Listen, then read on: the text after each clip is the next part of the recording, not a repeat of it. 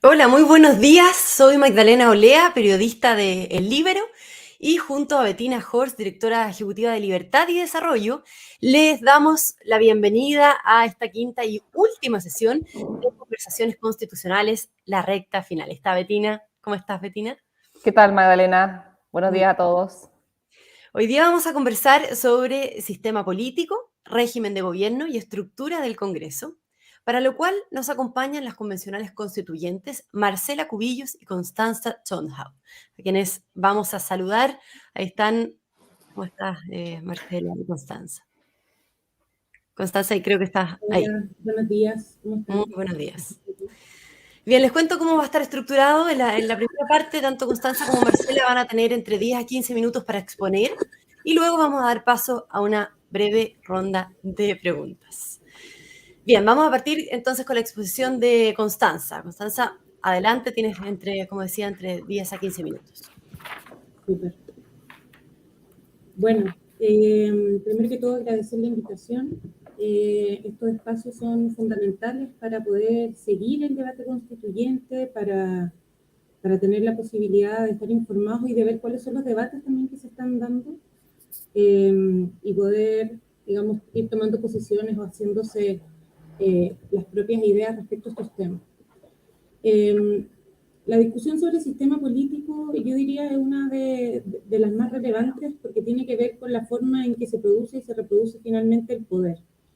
Es la forma en la cual, o sea, que nos vamos a dar para precisamente dar cabida a las demandas sociales que se han exigido durante los últimos años que no han sido capaces de ser procesadas por la institucionalidad vigente. Yo creo que ahí hacer un diagnóstico general es fundamental para justificar las distintas posiciones que se han expresado en la comisión y también en la convención. Siempre me gusta reiterar, porque a veces pareciera que ha pasado mucho tiempo, pero que este proceso constituyente tiene origen en un estallido social que expresa una crisis política, social, profunda, y que efectivamente una de las formas que nos dimos para canalizar institucionalmente esa crisis es a través de este proceso constituyente. Y creo que por eso es tan importante que sea un proceso que salga bien, que sea representativo de las mayorías de Chile y que permita ir dando paso a una nueva etapa constitucional y por tanto institucional también en nuestro país. Gran parte de la ciudadanía, gran parte de esta crisis institucional tiene que ver con que la ciudadanía ya no confía en las instituciones, ni en el Congreso, en los partidos políticos, y sin la legitimidad de la ciudadanía respecto a estos espacios, se genera esta permanente sensación de que las instituciones no funcionan, no son útiles. Y estamos hablando de las instituciones políticas. Por tanto, la política se vuelve inútil para la ciudadanía y cuando eso pasa también se debilita la democracia. Por tanto, lograr legitimidad por parte de la ciudadanía respecto de nuestra institucionalidad es también cuidar nuestra democracia. Y esta crisis de legitimidad también se da en el contexto de un conjunto de instituciones que heredamos de la Constitución del 80 con una democracia tutelada y muy restringida, sin mecanismos de participación popular, con quórums contramayoritarios, con una estructura del Tribunal Constitucional que finalmente ha servido para resguardar o digamos para frenar más bien los cambios democráticos y el debate democrático que se ha dado en el Congreso.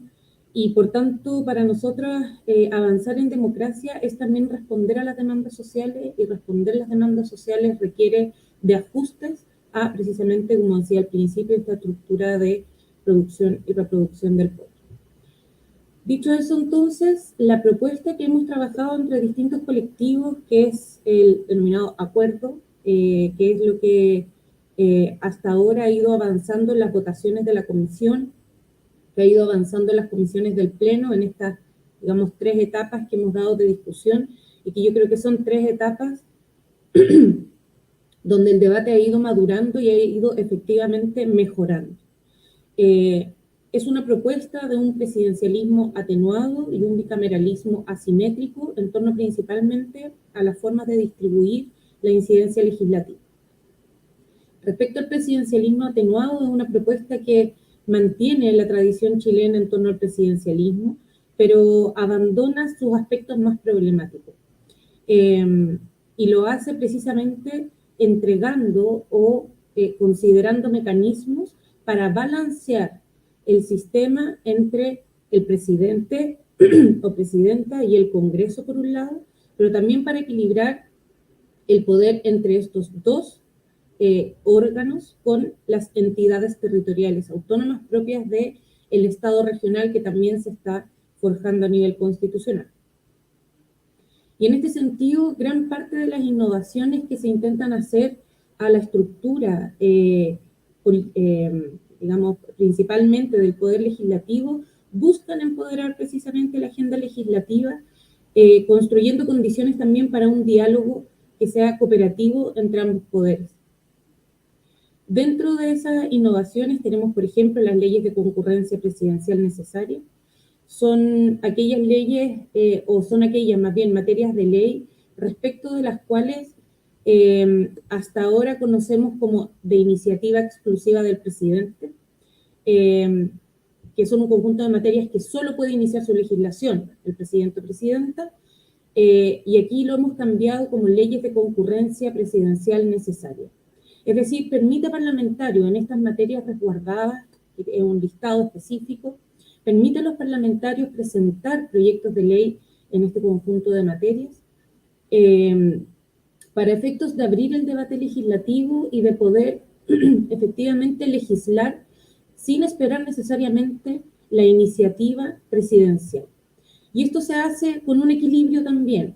Primero, con un necesario informe presupuestario por parte de la unidad técnica que se considera para el Congreso, pero por otro lado, requiriendo necesariamente la concurrencia del presidente, quien podrá en cualquier caso, quien podrá en primera instancia patrocinar una iniciativa parlamentaria en estas materias o derechamente retirar el patrocinio en cualquier momento de su tramitación.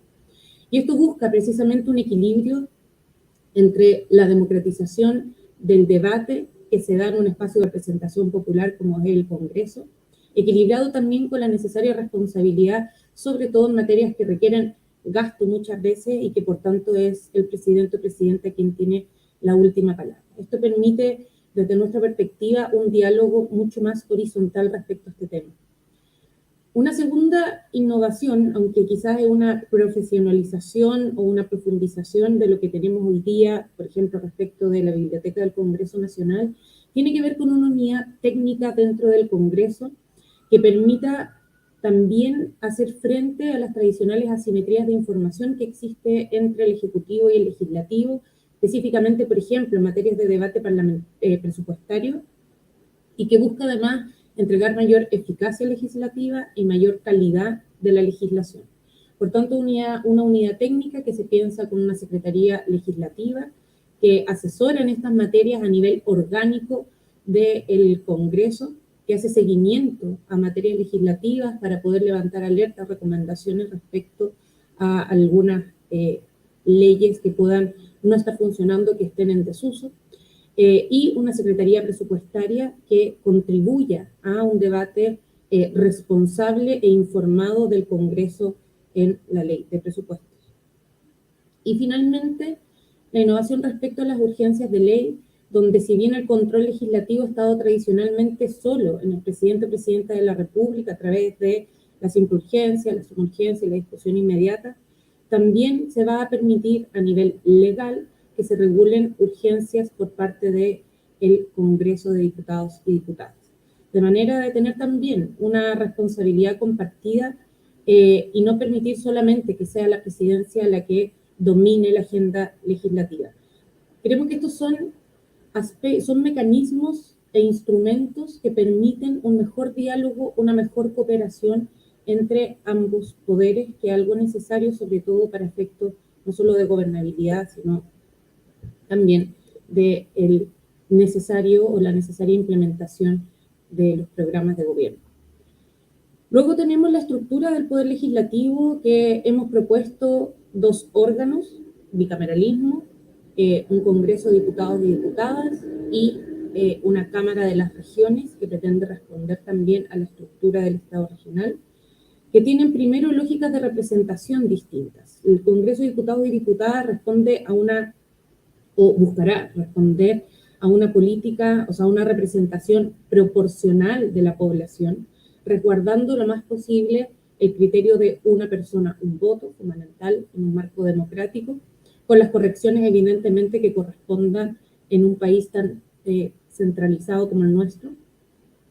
Y la Cámara de las Regiones, por su parte, responde a una lógica de representación propiamente regional, propio de un Estado regional, descentralizado, donde además se busca resguardar que sus representantes tengan efectivamente un arraigo en sus regiones.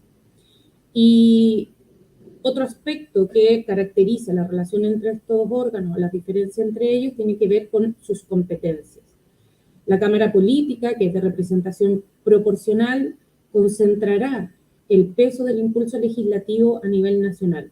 Todo proyecto inicia su tramitación y termina su proceso en este órgano, en el Congreso de Diputados y Diputadas.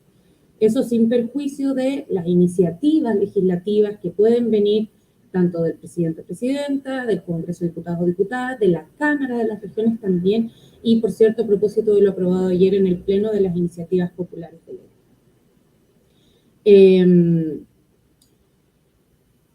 Y concurre también algunas atribuciones no legislativas, como la declaración de estados de excepción, como la acusación constitucional y algunos nombramientos que todavía no están del todo zanjados en la convención, pero también en los nombramientos en lo que hemos denominado la sesión conjunta de ambos órganos.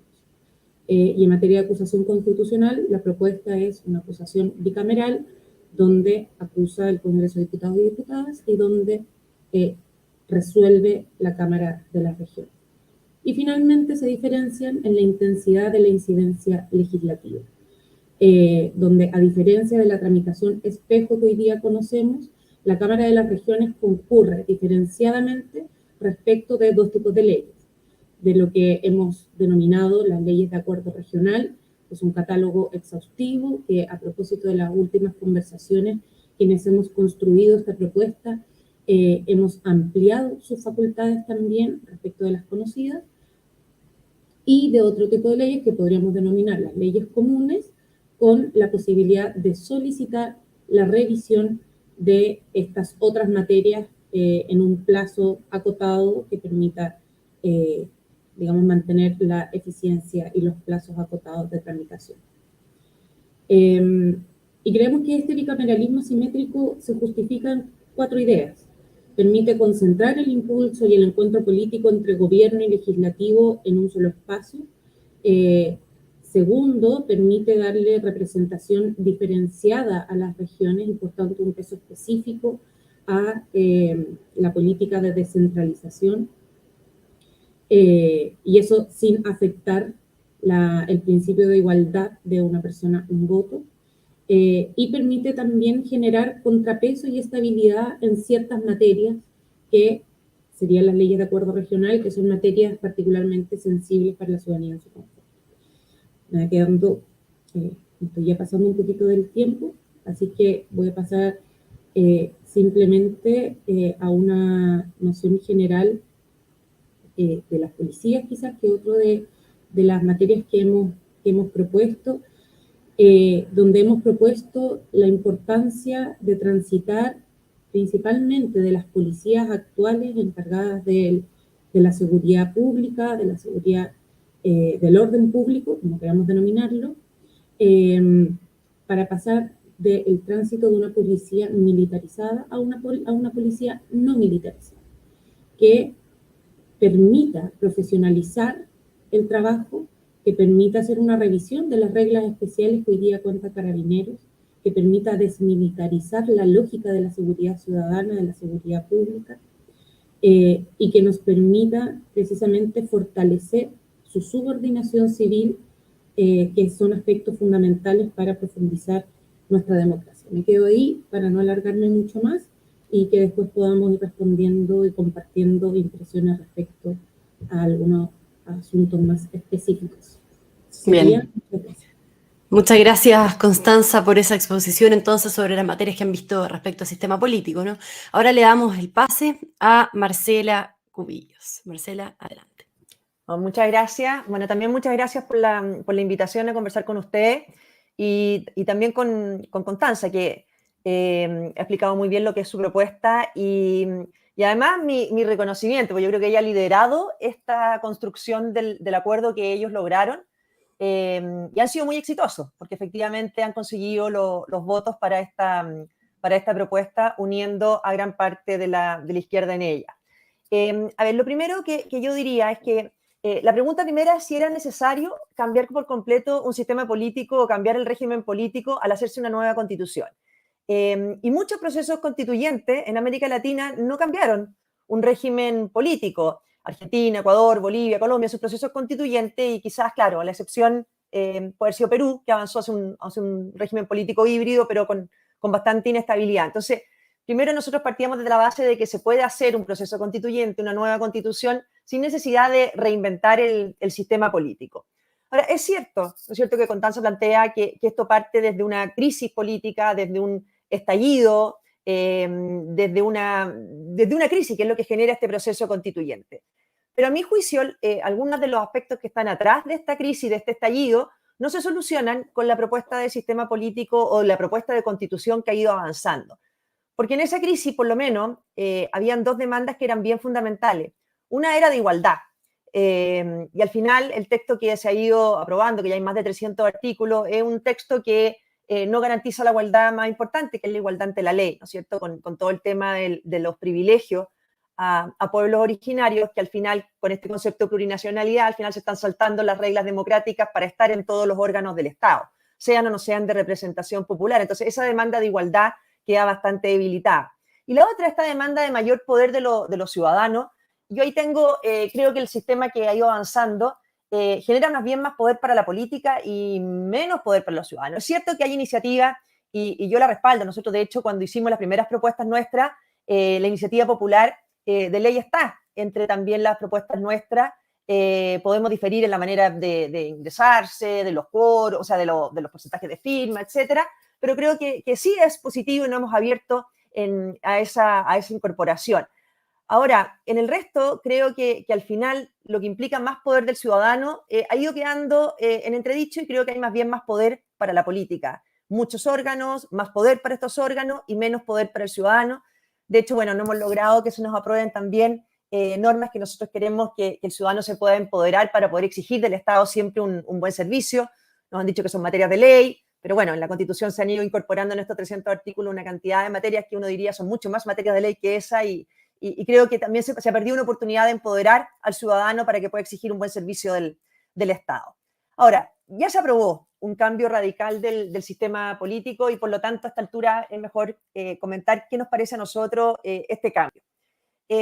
Primero, se crea, ¿no es cierto?, este Congreso unicameral, plurinacional, que tiene cupos asegurados para los pueblos originarios, también en la propuesta un diputado para el pueblo tribal afrodescendiente. Seguimos también en el gabinete, la propuesta es incorporar un ministro de pueblos originarios, entonces creo que se sigue alterando este principio de igualdad ante la ley, traduciendo este gran principio de plurinacionalidad en estas medidas muy concretas. Segundo, la eliminación del Senado, que nosotros no la compartimos. Creemos que se ha eliminado una institución que ha jugado un rol clave en nuestra historia democrática y creo que se elimina con argumentos que al final muchos de los expertos que fueron a exponer no los validaban, ¿no es cierto? El pretexto de bloqueo, las cifras no lo demostraban, la dilación en los proyectos por parte del Senado tampoco lo validaban. Bueno, esta convención es fruto de un acuerdo, ¿no es cierto?, logrado básicamente por liderazgo del Senado. Entonces, yo no comparto los argumentos que se han dado para eliminar el Senado, porque la verdad que lo que se hace es eliminar, no reemplazar. Se elimina el Senado y se crea un órgano aparte, que es esta Cámara de las Regiones, que algunos podrán considerar que lo transforma en un bicameralismo asimétrico. A mi juicio sigue siendo un unicameralismo, y el hecho de que los dos sean parte del título de poder legislativo no transforma al Congreso en un órgano bicameral, sino que tiene por el lado de una Cámara de Regiones que se le dan determinadas atribuciones legislativas. Las asambleas regionales también van a tener determinadas atribuciones legislativas y no son tampoco parte del Congreso. Creo que en línea de lo expresado por la Comisión de Venecia, el Senado ha sido un espacio de colaboración, de gestación de acuerdos. Datos demuestran que en el Senado se aprueba el 80% de los proyectos que se le hacen ver, se demora casi la misma cantidad de semanas que la Cámara de Diputados, y creo que más bien quienes han eliminado estas cámaras altas han sido países con esquemas más bien autoritarios, como fue Perú con Fujimori o Venezuela. Por lo tanto, nosotros no compartimos eso y creemos que los arreglos que se le han hecho no transforman el régimen de tener un Congreso unicameral, plurinacional muy potente en algo bicameral. Y además el Senado cumple un rol aparte de lo legislativo, que es de un contrapeso al poder político, que obviamente la Cámara de las Regiones, de la manera en que está estructurada, no es ese contrapeso fuerte al poder político que nosotros creemos que tiene que cumplir. Ahí tenemos obviamente una visión de fondo más distinta. Otras materias que creo que también fortalecen la concentración de poder y debilitan al presidente es, por ejemplo, el dominio mínimo legal. Se cambia de lo que tenemos hoy día, de dominio máximo legal, a un dominio mínimo legal. O sea, ciertas materias que solo pueden ser ley, pero no solo esas son ley. O sea, el Congreso puede también hacer leyes de distintas materias, invadiendo lo que hasta hoy día era, por así decirlo, potestad reglamentaria del presidente, que va quedando más reducida. Que todo sea por mayoría simple tampoco lo compartimos. Nosotros en nuestra propuesta eliminamos las orgánicas constitucionales, creemos que era un quórum supramayoritario que ha sido muy cuestionado y que no se justificaba que lo siguiéramos, pero sí manteníamos muchas materias de quórum calificado, es decir, por mayoría absoluta de los miembros en ejercicio de las cámaras y no todo por mayoría simple. Tampoco compartimos esta eliminación de la iniciativa exclusiva, ¿no es cierto? Este cambio por estas leyes de concurrencia presidencial necesaria. Creemos que al final se transforma más bien en una especie de chantaje del Congreso al presidente. O sea, cuando el Congreso parte con una iniciativa que es de concurrencia presidencial necesaria, puede ser bien difícil, si el presidente es de otra coalición, no dar el patrocinio a una ley que ya esté bastante avanzada. Entonces creo que también queda debilitada la atribución desde el presidente con la eliminación de la iniciativa exclusiva. En relación al veto, bueno, todavía no llegamos en la comisión a votar esa segunda propuesta que han hecho, pero se plantea un veto bien de mentira, porque si el presidente veta el proyecto completo, el Congreso unicameral insiste por mayoría. Por lo tanto, no es veto, porque al final insiste por el mismo quórum por el cual aprobó el proyecto. Solo aumenta ese quórum si es que el presidente veta determinados aspectos del proyecto. Por lo tanto, creo que al final se le está obligando al presidente, si el presidente es de otra coalición y el Congreso le está imponiendo un proyecto que no calza con su programa, al final se le está obligando a vetar el proyecto completo, que en la gran mayoría de los casos no es así. El presidente veta o hacen observaciones a temas parciales, pero lo obligan entonces, al final, es imposible que pueda funcionar un veto de esa materia.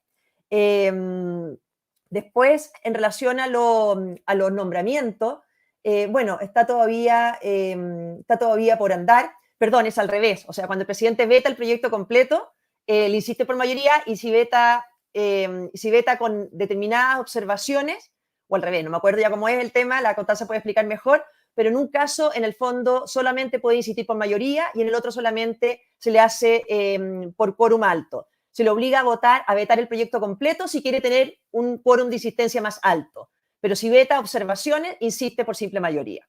En relación a los nombramientos, hay una propuesta de que se hagan las dos cámaras juntas, pero que tampoco reemplaza lo que hoy día tenemos, ¿no es cierto? De que, por ejemplo, en el caso del Contralor, que se pueda hacer por un quórum más alto, por una cámara distinta, para que no sea la coalición. Si la misma coalición gobierna en la moneda, la misma coalición tiene las mayorías en el Congreso, bueno, que no pueda ser la misma coalición quien elija a la autoridad que lo fiscalice por simple mayoría. Creemos que eso tampoco es sano para la democracia. La acusación constitucional se pone con las dos, ¿no es cierto?, con el Congreso unicameral y con la Cámara de Regiones, pero a mí me parece que ese era el mínimo, porque realmente si es que el Congreso unicameral plurinacional iba a ser el que resolviera las acusaciones constitucionales, ya no íbamos a estar en un régimen presidencial, sino en un régimen más bien parlamentario, en que los ministros y el presidente iban a tener que contar con la confianza de ese Congreso. La unidad técnica la compartimos, nosotros teníamos un diseño distinto, pero nos parece que queda bien esa unidad técnica. Bueno, en grandes líneas, lo que nos preocupa a nosotros es creemos que se está avanzando, no solamente a través del sistema político, sino ya viendo todo lo que se ha ido probando, a un sistema de democracia sin contrapesos adecuados.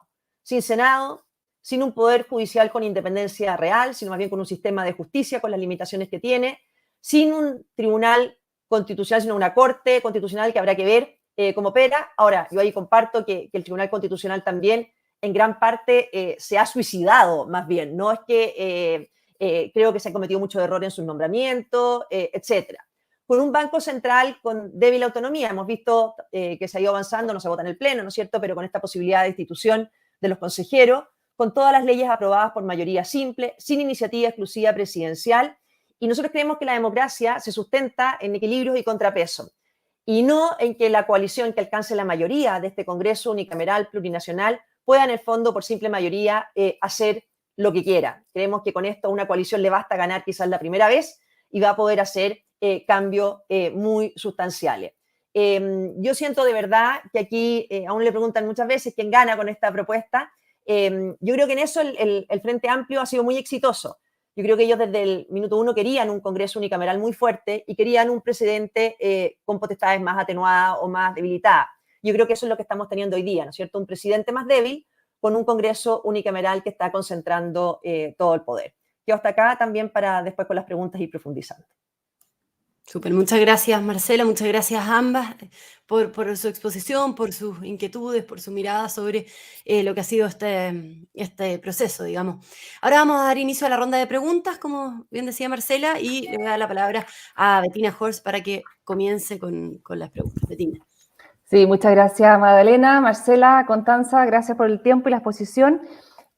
Partiendo por una pregunta general para después quizás pasar a preguntas más específicas, pero ya llegando a los últimos 100 metros, esta carrera, ¿no es cierto?, de la Convención Constitucional en este proceso que ya va a llevar un año, y que parte, ¿no es cierto?, y Constanza lo plantea muy bien, que parte a partir de una crisis de confianza, crisis institucional, ¿no es cierto?, crisis social. ¿Cuál es el futuro que ustedes vislumbran respecto de cuándo efectivamente uno debiese terminar de ver este fraccionamiento? ¿Cuándo se recomponen las confianzas? ¿Cuándo la gente va a volver a tener confianza en su sistema político, en sus autoridades? Porque sabemos que este proceso termina ahora, viene un plebiscito, en caso de aprobarse, vienen todas las normas transitorias que ya han hablado de que esto antes de 4 años no va a empezar a implementarse a lo menos la reforma del sistema político. Entonces, ¿cuándo uno esperaría para efectos que esto fuese un proceso virtuoso y un proceso positivo, unir y reconstruir las confianzas en las distintas instituciones? Porque hoy día seguimos viendo marchas, seguimos viendo violencia. Entonces, si esta era la respuesta a ello, ¿cuándo uno va a ver esa respuesta para poder efectivamente plantearlo como un proceso positivo? ¿Por quién partimos? Constanza. Ya. Creo que es una gran pregunta. Y yo creo que no puede verse solo a nivel nacional, sino a nivel global. Yo creo que estamos viviendo contextos de crisis democráticas también, que lo hemos visto en distintos lugares del mundo. O sea, el estallido social que vimos aquí también lo vimos en países europeos hace poco. O sea, hay levantamientos sociales ante una crisis, yo diría, como de las instituciones democráticas, pero también creo que está dado por los regímenes económicos de los distintos países. Yo creo que acá en Chile también pasa un poco de eso. Es también, desde nuestra perspectiva, desde mi perspectiva, una crisis del neoliberalismo como no solo como un régimen económico, sino también como una cultura social, de individualismo, de sálvese quien pueda, en nuestro caso de la privatización de lo público, por tanto de menos encuentros colectivos, menos espacios de encuentro colectivo, y por tanto creo que hay que verlo desde esa manera más integral. Obviamente aquí tenemos distintos diagnósticos, pero creo que para nosotros es parte de ese diagnóstico. Yo creo que la recomposición de esta como herida social que nos evidencia el estallido de 2019 se va a ir recomponiendo de a poco. Creo que va a ser un proceso largo y creo que ahí hay una responsabilidad de todas las fuerzas políticas de manera transversal, de poder ir remando y contribuyendo en nuestra forma de debatir, en nuestra forma de aportar al debate, de forma constructiva y mirando ojalá todos hacia la protección y la recuperación de la legitimidad del sistema democrático, que yo creo está en riesgo, que lo hemos visto con neofascismos, con populismo, que se han dado en Latinoamérica, por cierto, que se han dado en Estados Unidos, que surgen en Europa, y que yo creo que en Chile también hemos estado un poco en riesgo, pero que tenemos que ser capaces de ponerle coto. Y ahí quizás más ligado con el proceso constituyente, yo pienso que también puede ser una herramienta de recomposición. El reconocimiento de derechos sociales que han estado privados en Chile hace mucho tiempo, es un avance en esa dirección. El reconocimiento de sujetos políticos y sociales que han estado permanentemente excluidos, como personas mayores, personas con discapacidad, mujeres, disidencias y diversidades sexuales, creo que eso también es parte de la recomposición. Entonces, sí, a veces la Constitución pareciera ser un poco larga, yo creo que en armonización se va a cortar un poquito, pero que también va respondiendo a debilidades y ausencias en la política y en la sociedad que yo creo que empiezan a recomponerse a través de estos reconocimientos. Y por cierto, tiene que ver también con la implementación, y aquí nosotros hemos sido muy claros en que la implementación de esta Constitución tiene que ser progresiva. Tenemos que ir viendo cómo se va adaptando la institucionalidad vigente a esta nueva institucionalidad, cómo va funcionando, y yo creo que esa progresividad también tiene que ver con dar certezas y estabilidad a una sociedad que ha vivido mucha inestabilidad durante los últimos años. Entonces, creo que ahí hay algunos elementos ante la pregunta de Betty.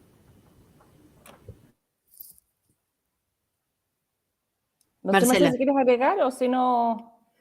A ver, yo creo que a mí siempre me pareció que había como una asimetría, o sea, incluso si uno aceptaba el diagnóstico que en su minuto hacían los sectores más de izquierda del estallido, siempre me pareció que había una asimetría entre ese diagnóstico y la respuesta que se ofrecía de esta nueva constitución. O sea, no entendía cómo una nueva constitución iba a venir a solucionar el diagnóstico que ellos mismos tenían de cuáles eran las causas más profundas. Pero ahora ya estando en eso, yo creo que hay un tema que a mí me complica y me preocupa. O sea, nosotros nos fue muy mal en la elección de convencionales, poco tenemos que reclamar, ¿no es cierto?, cuando no soy mucho de las que reclaman, no, que la están escribiendo solo. Bueno, tienen derecho a escribirla solo porque tienen los votos, pero creo que el problema es que termine saliendo una constitución que solo represente a ese sector político y no una constitución en que todos se sientan representados, que creo que era uno de los problemas que se quería solucionar respecto de la constitución actual, en que se decía que solo se podía gobernar con unas ideas, en que solo representa un sector político. Entonces, hoy día creo que el proceso constituyente puede terminar sin solucionar el gran problema constituyente, que podamos seguir divididos por el tema constituyente, salvo que la opción que salga de la convención gane lejos. Pero si gana por poco, uno dice, bueno, puede seguir siendo un tema bastante cuestionado, en que sale una constitución que al final sienten que la hicieron solo con los votos de algunos, de la mayoría de la convención, por supuesto, y de los 2/3 de la convención. No digo que eso no sea legítimo, pero puede que sigamos heredando un problema constitucional con una constitución que muchos chilenos no se sientan representados. Porque es cierto, nosotros somos pocos, no tenemos el tercio ahí adentro, pero representamos también a más de 1 millón de chilenos que nos eligieron para estar ahí, y quizás a muchos otros que también se sienten representados por eso. Entonces, el temor, creo yo, por la forma en que se ha desarrollado el proceso constituyente y por el texto que puede salir, o por los porcentajes con los que se pueda zanjar quizá en el plebiscito de salida, es que no solucionemos esta tensión constituyente. Y eso creo que tampoco ayudaría. Muy bien. Yo quiero irme a un punto más específico que las dos, Constanza y Marcela, pasaron en sus exposiciones, digamos, y que ha sido uno de los puntos clave y más discutidos de la Comisión de Sistema Político, que es justamente la eliminación del Senado y la creación de esta Cámara de las Regiones, ¿no?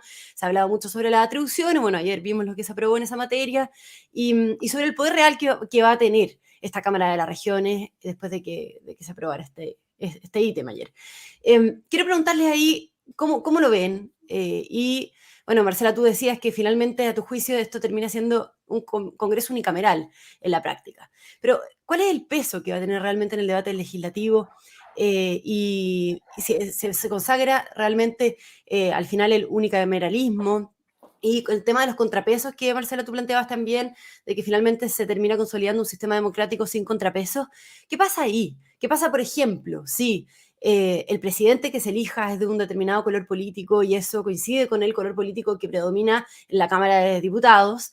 y termina en el fondo concentrando el poder, ¿no? En el legislativo y en el ejecutivo. Finalmente la Cámara de las Regiones va a poder hacerle un contrapeso. O sea, ¿no sería bueno que se estipulara qué contrapeso debiese tener en el fondo? Si quieres partir tú, Constanza. Sí. O sea que primero yo no comparto la premisa de tu pregunta. Yo no creo que esto sea un unicameralismo encubierto. Creo que efectivamente el diseño original tenía un carácter mucho más unicameral, que era parte del objetivo, y que en la medida en que el Pleno fue dando señales también de que se necesitaba avanzar a un bicameralismo menos asimétrico, aquí digamos hay una gama, eso se fue abordando y se fue profundizando y fortaleciendo la participación de la segunda cámara, de la Cámara de las Regiones. Yo creo que, y por tanto yo sí creo que es un bicameralismo, y sí creo que hay elementos de contrapeso, y este miedo que se genera respecto de, bueno, ¿y qué pasa si el Congreso de Diputados tiene una mayoría permanente con la que pueda aprobar todo? Bueno, y si las dos cámaras tienen esa mayoría, va a ocurrir lo mismo. Y si ninguna tiene la mayoría, el presidente va a tener serios problemas para gobernar. Y son los riesgos propios también de una democracia donde tenemos que fortalecer mayormente el diálogo. Y por eso es que se mantienen atribuciones que existen actualmente en el presidente o presidenta, como las leyes de concurrencia presidencial necesaria, donde tiene que darse un diálogo democrático en el cual el presidente o la presidenta siempre va a tener la última palabra. Por ejemplo, en materias de gasto directo. Y por cierto que en materias, como lo decía Marcela, también nuestra propuesta es que en estas materias que han ido creciendo, entre ellas se incorporó las materias de ley que tengan que ver con gasto directo del Estado que vayan a tener ejecución en las entidades territoriales, es decir, en las regiones o los municipios o las autonomías indígenas. Esos son aspectos que van a pasar también por la Cámara de las Regiones, donde el Congreso, para poder insistir en su propuesta original, va a tener un quórum de 4/7 de los presentes. Y eso es una incidencia legislativa fuerte que se compensa, digamos, con un quórum de insistencia que es más alto del quórum, digamos, común, que es la mayoría, y con un catálogo de materias de ley en la cual sí o sí tiene que participar la Cámara de las Regiones, que se ha ido ampliando y que mantiene. Pero efectivamente, algunos elementos democráticos tienen que ver con permitir que las mayorías se expresen. Y yo creo que nos hemos acostumbrado a los quórum contramayoritarios, donde se le da más poder a minorías que a mayorías. Eso no tiene que ver con que las mayorías puedan simplemente, digamos, ser aplastadas. Y por eso es que el contrapeso, digamos, de la Cámara de las Regiones, que sobre todo viene a representar a precisamente el poder regional en un país muy centralizado donde necesitamos avanzar de manera simple, o sea, de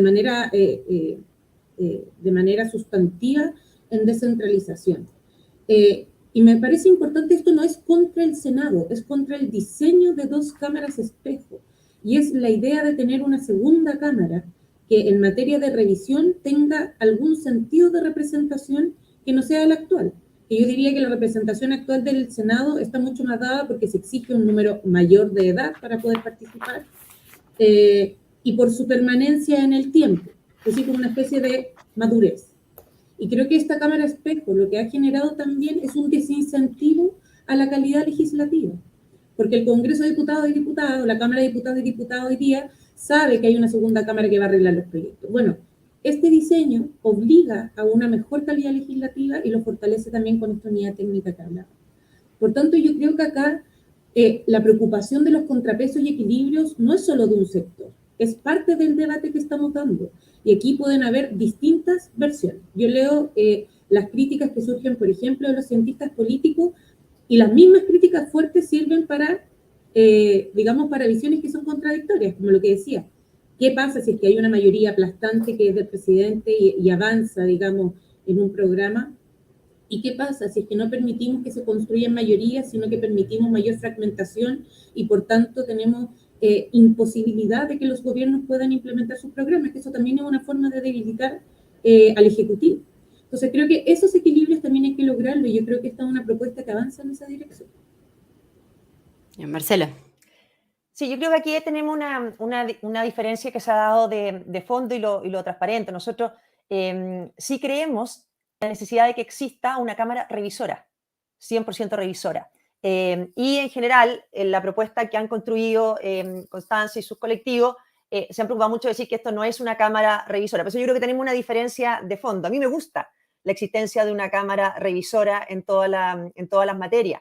Y es cierto que las leyes de acuerdo regional tienen este sistema de insistencia por parte del Congreso unicameral, o sea, el plurinacional, pero las leyes comunes, cuando vayan a esta Cámara de las Regiones, si hay diferencia, al final el Congreso va a poder igual sacarla sin esas observaciones que le haya hecho esta Cámara de las Regiones. Entonces, yo sí creo que es bueno y sano una Cámara revisora y ayuda. En segundo lugar, en respecto de las mayorías, es cierto que en democracia las mayorías pesan, pero también es cierto que en democracia las mayorías no pueden afectar los derechos de las minorías. Entonces, los contrapesos también son para eso, para que si una coalición tiene mayoría incluso en ambas cámaras, incluso en el Ejecutivo, no pueda, por mayoría simple, afectar derechos que son fundamentales, porque si no las minorías quedan en una completa desventaja. Y ahí quizás estamos muy sensibles con lo que nos ha ocurrido, ¿no es cierto?, en la convención. Pero claramente aquí las mayorías han podido cambiar el reglamento a su arbitrio cuando han querido. Hemos tenido un reglamento de ética en que en el fondo nos han impuesto también normas que a esta altura son inconstitucionales porque la Constitución nos garantiza hoy día libertad de expresión, pero el reglamento de ética de la Convención no. Entonces, claro, las minorías van quedando muchas veces sobrepasadas y a mí eso no me parece democrático, todo lo contrario, me parece que el sistema tiene que asegurar que las mayorías puedan sacar adelante su programa de gobierno, para eso fueron elegidos, pero que al mismo tiempo no puedan, por simples mayorías, afectar derechos en su esencia de las personas que están en una posición de minoría en su momento. Y respecto al poder de las regiones, ahí tengo una visión un poco distinta, porque yo creo que para darle poder a las regiones tienen que tener poder en las decisiones también nacionales y fundamentales. Entonces, cuando se incorpora, por ejemplo, que la Cámara de las Regiones va a poder influir en reformas constitucionales en determinados derechos, en salud, educación, vivienda, no en todo, yo me imagino como habitante de una región, quiero que mi representante regional pueda tener voz en los temas nacionales, no solamente en los temas regionales. Entonces creo que también este sistema, lejos de empoderar a las regiones, debilita la representación regional. Gracias, Marcela. Constanza. Yendo ahora, cuando uno la escucha hablar, claramente están cristalizadas las diferentes posiciones, ¿no es cierto? Entonces uno trata de imaginarse cómo hacer el proceso legislativo el día de mañana a partir de lo que hoy día ya se está aprobando en el sistema político. Y ahí, por ejemplo, si uno se pone en la posición de reforma de pensiones o sistema de seguridad social, que fue una de las demandas que estaba en la ciudadanía pre-estallido social, que de hecho estaba con mayor adherencia que incluso una reforma constitucional, ¿no es cierto? Las primeras demandas eran trabajo, eran pensiones, de seguridad, y bastante más abajo estaba constitución. Entonces, uno dice que no corramos el riesgo de que terminemos peor quizás en un sistema de cómo se reforma un sistema de pensiones. Entonces, cuando uno ve lo que está aprobado en la Comisión de Derechos Fundamentales, Sociales, vemos el sistema político, entonces vemos que hoy día, por ejemplo, lo que es seguridad social, lo que es una reforma de pensiones, uno no tiene que tener la concurrencia presidencial, no pasa por ahí, no requiere pasar por la Cámara de Regiones, por lo cual es una ley que finalmente terminaría solo siendo aprobada por mayoría simple por lo que hoy día conocemos como la Cámara de Diputados y Diputadas, ¿no es cierto? Es decir, eso cuando puede funcionar con un tercio, mayoría simple serían 16 votos, entonces uno siente que quizás algunas reformas están muy desprotegidas, reformas sabemos que políticamente son difíciles, que en largo plazo se ven los efectos de una mala reforma en el corto plazo, hemos visto hoy día el populismo en nuestro actual Congreso respecto de este tipo de reforma, entonces cuando uno empieza a imaginarse concretamente ciertos caminos legales que van a tener que pasar futuras reformas, uno se empieza a preguntar, ¿realmente eso va a ser el resultado mejor? ¿Por qué creen que hoy día una reforma de pensiones sería mejor, más estable en el mediano y largo plazo con la forma que hoy día se estaría permitiendo o se estaría estableciendo su tramitación? Llevándolo como a lo concreto, como imaginémonos ahora cómo funcionaría esto el día de mañana. Constanza. Lo que hemos aprobado hoy día en materia de seguridad social son más bien principios de universalidad del sistema y de participación tripartita en su financiamiento. Y hay, yo diría, una decisión de que el sistema de pensiones, no de seguridad social en general, el sistema de pensiones es una discusión que tiene que darse a nivel legislativo y no a nivel constitucional, porque rigidizaría demasiado algo que tiene que implementarse considerando distintos aspectos y que además tiene que ser también de forma progresiva. Y yo diría, si bien no está explícito en las leyes de concurrencia presidencial necesaria, yo sí diría que un sistema de pensiones supone, digamos, gastos directos por parte del Estado. Y eso hace que sea una ley de concurrencia presidencial. Si es que hay discusión respecto de eso, bueno, el órgano a cargo de determinar las competencias lo determinará, que no va a ser el Congreso necesariamente, y por tanto yo creo que eso está resguardado y que aquí no hay riesgo de que 16 personas terminen decidiendo el sistema de pensiones. Yo sí creo que es una ley que va a requerir de participación del presidente y me parece del todo lógico que así sea, porque la medida en que supone gasto fiscal requiere de responsabilidad fiscal también. Entonces, yo ahí no veo un riesgo y creo que se puede avanzar con tranquilidad en esa materia. Es que quizá no se entendió bien mi pregunta, porque lo que es, efectivamente concuerdo contigo, lo que es gasto fiscal es concurrencia presidencial, pero lo que es, por ejemplo, asignación de beneficios de un fondo de ahorro colectivo, que no implica gasto fiscal, eso no es concurrencia presidencial y pueden gastarse el fondo quizás hoy y no dejar para futuro, precisamente porque la presión está hoy día en las actuales autoridades y no hay una mirada más de mediano plazo. A eso ya mi punto. Entiendo lo que tú dices, efectivamente lo que implica mayor gasto sí tiene concurrencia presidencial, como para hacer la diferencia entre los dos temas. Como para complementar, bueno, lo que no es de concurrencia presidencial efectivamente se va a resolver por mayoría, pero yo también creo ahí, Betina, que la institucionalidad te da marcos, te da ciertos equilibrios, pero no te responde ni te suplanta la política. O sea, si tenemos un Congreso que finalmente responde a lógicas populistas o irresponsables, yo creo que no hay forma institucional que eso como lo pueda frenar del todo. Uno puede poner límites, esos son los límites que estamos poniendo a nivel constitucional y que yo creo que son límites que también ayudan a resguardar minorías. Pero finalmente, digamos, no hay constitución posible que le ponga freno a cualquier tipo de populismo. Ese riesgo siempre va a existir. Existe actualmente con la institucionalidad vigente que tenemos. Y lo hemos visto en el Congreso, y lo vemos con las leyes con nombre y apellido, y lo vemos con las presiones en distintas materias, lo hemos visto con la tensión que ha generado el quinto retiro, que no ha recaído solo en la Cámara de Diputados y Diputadas, sino también en el Senado, y entonces ahí también los equilibrios me dicen, bueno, entonces yo diría como aquí hay un sistema que se está gestando que pretende resguardar esos equilibrios, esos contrapesos, esa protección de determinadas materias, pero finalmente es la representación popular, son los representantes populares los que tienen la última palabra en materia política. Y ahí cada uno también será responsable ante la ciudadanía en esas materias y que se toman decisiones irresponsables. ¿Marcela? Yo estoy de acuerdo con lo último que plantea Constanza, que al final no hay sistema posible que pueda evitar o sea, que al final si quienes ejercen los cargos en el fondo actúan con un nivel de populismo y irresponsabilidad, hay poco que hacer. Lo que pasa es que hay ciertos caminos que pueden ir poniéndole cortapisa. O sea, uno piensa, la convención ha funcionado, ¿no es cierto?, como una cámara.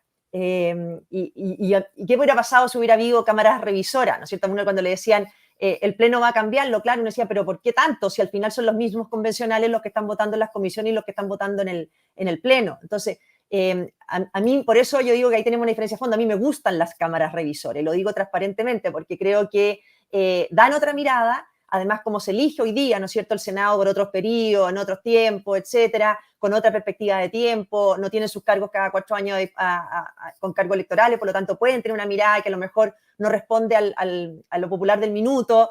Entonces yo creo que ahí sí tenemos una diferencia más de fondo. A mí me gusta y creo que la hace bien una cámara revisora, y entiendo que hay otro sector que no quiere seguir con esa cámara revisora con las potestades que hoy día tiene. Yo me quiero ir a otro tema, que en el fondo es volver al tema del Ejecutivo, digamos, y está aprobado ya que el presidente dura 4 años en el cargo y que se puede reelegir de manera inmediata. Y les quiero preguntar cómo cuidar que desde el Estado no se esté haciendo campaña en el fondo, que no se esté pensando en el próximo periodo de reelección, que las políticas públicas no se estén diseñando, pensando, haciendo campaña para el próximo periodo? ¿Qué tipo de control se establece acá para que no se preste para ese tipo de conducta en el fondo? Y también lo pregunto a propósito de la discusión que se ha estado dando estos últimos días sobre intervencionismo electoral por el plebiscito de salida, ¿no? O sea, eh, qué pasa ahí también?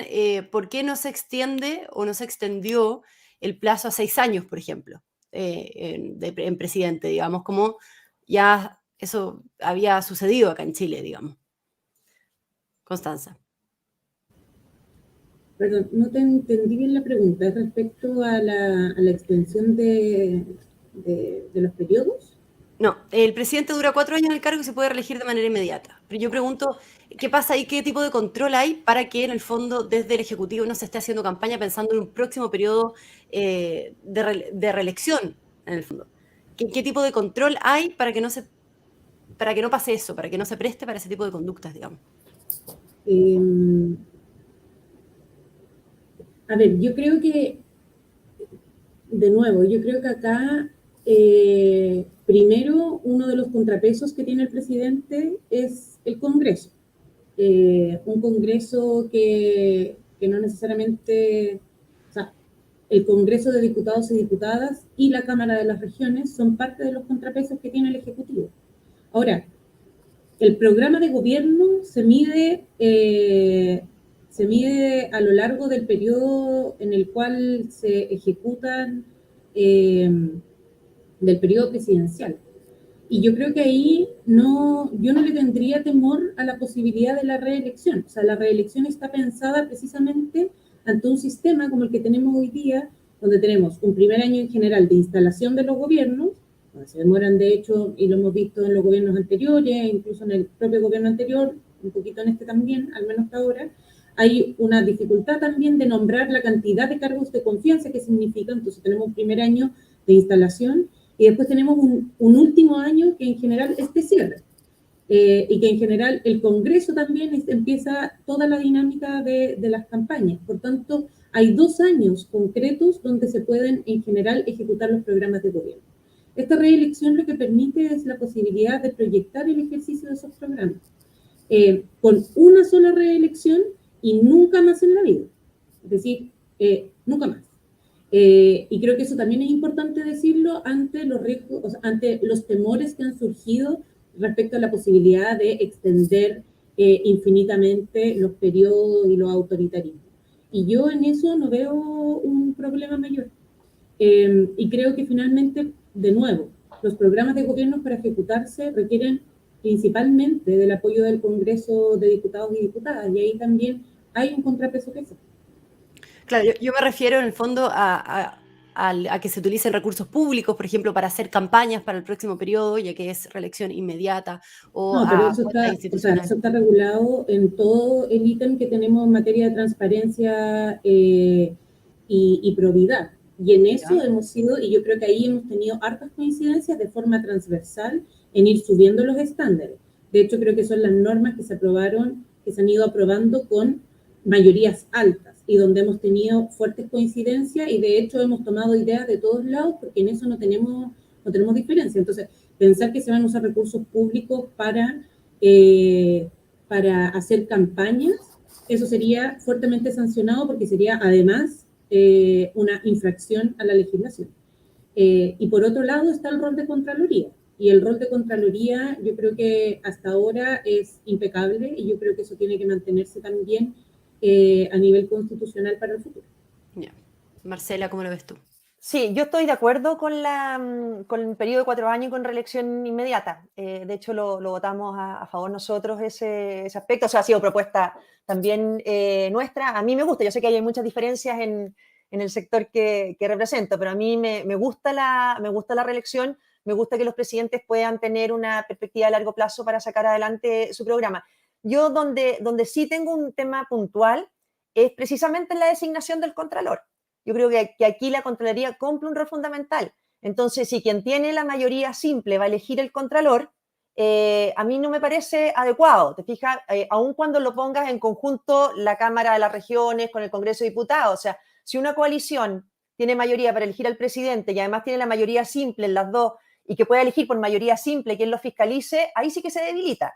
Por eso a mí me gusta el sistema que hay actual en que se exige un quórum más alto para designar un contralor, porque eso implica que en la designación del contralor participan también personas que no están en el poder en ese momento, y eso es un contrapeso, para que tú no puedas nombrar a alguien de tu coalición como contralor, porque si no yo creo que ahí se debilita. O sea, si vamos a debilitar la capacidad que tiene la Contraloría de cumplir y de hacer cumplir en el fondo estas normativas, que es verdad que estamos de acuerdo, que estamos aprobando, creo que se debilita el sistema. Pero todavía no llegamos al tema de los nombramientos y ojalá que se pueda poner un quórum mayor que la simple mayoría para designar al contralor. Bien, Constanza, Marcela, teníamos el compromiso de liberar a las 9:20 y estamos pasados 5 minutos. La verdad que nos quedan preguntas para 3 horas más, pero el tiempo es escaso, así que agradecemos el tiempo de ustedes. Sabemos que es un privilegio, están tapados de trabajo en estas próximas semanas, así que muchas gracias. De seguro que seguiremos conversando a futuro para entender cómo lo que está hoy día en el papel, en la práctica, el día de mañana se va a traducir en nuestro nuevo sistema político. Muchas gracias al Libero por este partner que en este ciclo que hemos tenido estas últimas 5 semanas. Con esto terminamos ya, pero seguramente ya tendremos un nuevo ciclo para conversar respecto del texto ya definitivamente aprobado. Así que, de nuevo, muchas gracias, Marcela, Constanza. Éxito en lo que les queda en este proceso. Ánimo, fuerza y que lleguemos a buen puerto. Muchas gracias, Magdalena. Que estén muy bien. Muchas gracias. Magdalena. Chao. Nos vemos, Marcela. Sí, nos vemos en un rato. Chao.